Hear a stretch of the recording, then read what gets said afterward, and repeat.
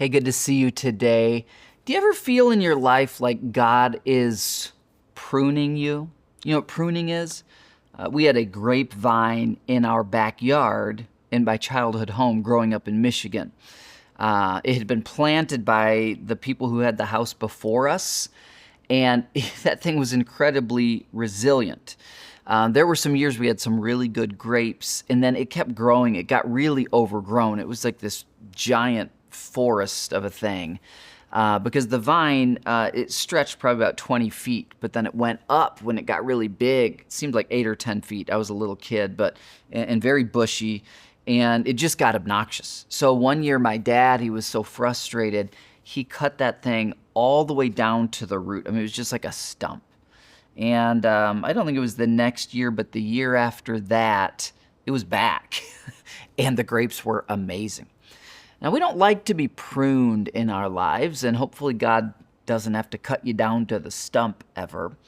But here's what's interesting. In John 15, as Jesus and the disciples are going through the Last Supper, and there's a chance they're walking through a vineyard, because at the end of chapter 14, he says, "Come, let's be going." So they might be walking through a vineyard. You might think that this passage about the vine starts with Jesus saying, "I'm the vine and you're the branches." He's the vine, we're the branches off the vine. Well, he gets to that. That's verse 5. We'll get there.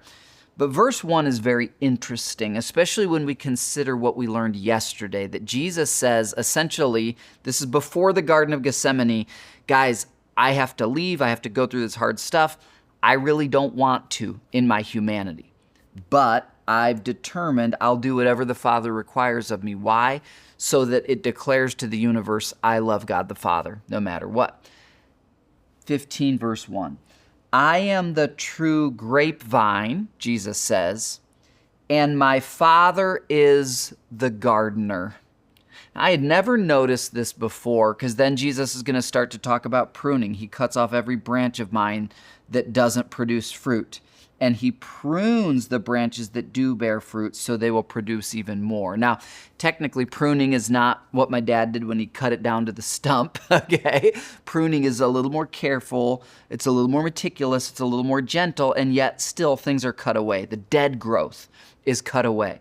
The dead growth is cut away, and I think they cut a little bit into the live growth, and then it's perfectly fresh and ready. I never really realized this before. The Father is pruning the grapevine. Jesus himself is perfect. But do you think it hurts Jesus when a branch gets cut off? The reason I say this is verse 31, he says essentially, I will do whatever the Father requires of me.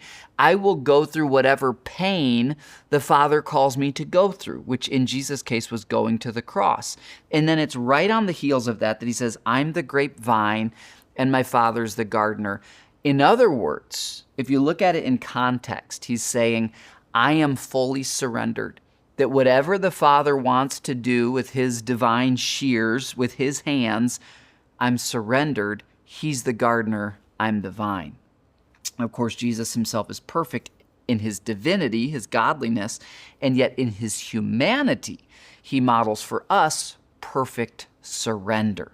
I can trust that if God cuts something away from my life, if he allows it to be taken away, maybe it's even Satan that's at work, but God allows it, then it will be for good. So wow, that's pretty deep. I had never really connected Jesus being the grapevine and saying, my Father is the gardener and he's at work cutting things away, into verse 31 of chapter 14, I will do what the Father requires of me. Well, let's just follow Jesus today in that heart of surrender.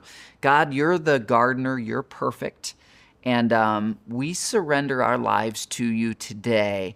Shape us, use us to bring glory to you and to declare to the universe that we love you. See you tomorrow for more Daily Hope.